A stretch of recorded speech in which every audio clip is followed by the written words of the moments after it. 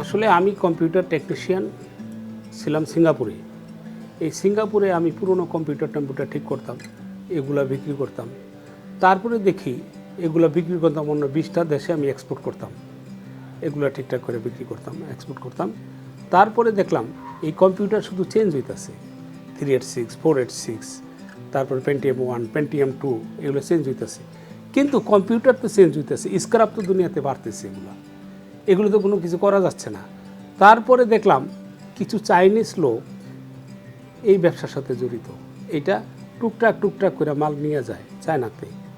তারপরে বুঝলাম যে বলে এটা তো এই যে জিনিসগুলো যে আমরা এই এক্সপায়ার হয়ে যেতেছে, কিন্তু এটা ঘরে যদি রাখি তাহলে এইটা ঘরে থাকলে এটা যদি ড্যাম হয়, এটা যে কনফিডেন্সগুলো আছে এটা থেকে একটা গ্যাস বের হয়ে মানুষের নাক দিয়ে যদি যায় তাহলে আপনার অ্যাজমা হয় বা শ্বাসকষ্টের ব্যায়াম হয়, এইটা হয়।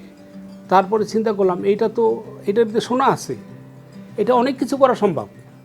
তারপরে এক রিসাইকেলিং কোম্পানির থেকে আমি মালপত্র আনি, এদের সাথে যায় জড়িত হলাম যে আসলে এইটারে কি করা যায়। এই রিসাইকেলিং কোম্পানির নাম হলো তেসেম। এই তেসেমের সাথে জয়েন হইয়া, এদের সাথে জয়েন হয়ে এরা রিসাইকেলিং কীভাবে করে, কেমনি কী করে, এগুলো সমস্ত এদের সাথে যায় পার্টনার হয়ে গেলাম। আমি পার্টনার হয়ে যে এই কাজ শুরু করলাম সিঙ্গাপুরে। তো ওখান থেকে দেখলাম 2006 সালে চিন্তা করলাম যে আমাদের দেশেও তো অনেক স্ক্র্যাপ হইতেছে, অনেক স্ক্র্যাপ, পেন্টিয়াম 2, 3, পেন্টিয়াম 1 এগুলো তো অনেক শেষ, অন্তত পেন্টিয়াম 4 বাই দিতেছে। তো এই স্ক্র্যাপগুলো তো মানুষের ক্ষতি করবে। তো এগুলো আমরা দেশে নিয়েও তো এগুলো কালেকশন করতে পারি।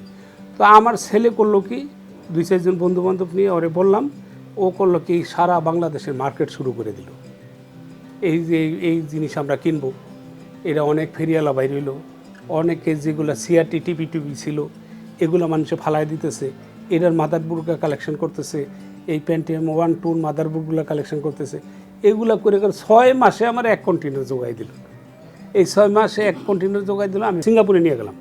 তারপরে আস্তে আস্তে এদিকেও কম্পিউটার এই শুরু হইলো, অনেক ইউজ শুরু হইলো, স্ক্র্যাপও হইতেছে। তো আমরা গ্রামীণ ফোনের একটা কাজ পাইলাম, আমার পুরা কোম্পানিতে সেম কোম্পানি একটা কাজ পেলাম। কাজ পাওয়ার পরে আসার পরে দেখে আমাদের দেশে তো এর অভাব নাই, কিন্তু এগুলা তো বাইর করতে হবে, এগুলা স্বর্ণ বাইর করতে হবে, এগুলা ইউটিলাইজ করতে হবে, এগুলা থেকে টাকা বাইর করতে হবে, এগুলা ফালাই দেওয়া যাবে না।